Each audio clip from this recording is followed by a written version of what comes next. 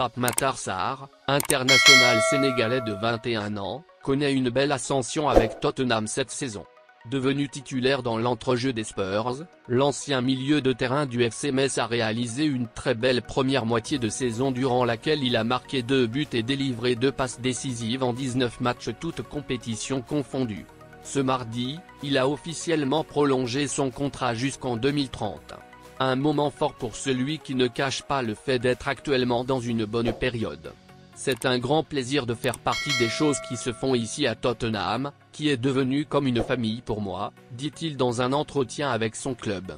Ça me fait plaisir de renouveler mon contrat avec ce club et de pouvoir y rester le plus longtemps possible, de bien m'exprimer, de profiter avec les supporters et de gagner des trophées. J'essaie de profiter match par match.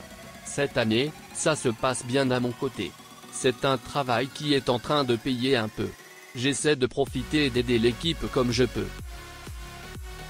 Le mercato hivernal de Boulaye Dia est déjà très animé.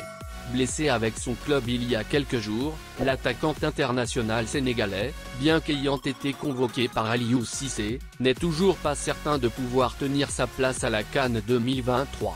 Au milieu de tout cela, il fait également l'actualité dans le marché des transferts, puisqu'il devrait quitter la Salernitana en janvier. Pisté par la Fiorentina, l'Eintracht Francfort ou encore West Ham, l'ancien joueur du Stade de Reims et de Villarreal pourrait prendre la route de l'AC Milan. Recruté pour 12 millions d'euros l'été dernier et sous contrat avec la Salernitana jusqu'en 2026, Dia bloque une grande partie du mercato des Grenats. Tutto Salernitana indique que les négociations entre les deux clubs italiens sont avancées. L'AC Milan, qui avait déjà tenté de recruter le champion d'Afrique 2022 lors du mercato estival, serait prêt à poser environ 15 millions d'euros sur la table de la Salernitana. Une somme qui devrait satisfaire Walter Sabatini et sa direction. Ainsi, une fois Boulaye Dia vendu, la formation de Filippo Inzaghi se lancera à la recherche d'un nouvel avant-centre, elle qui devra cravacher pour se maintenir en Serie A.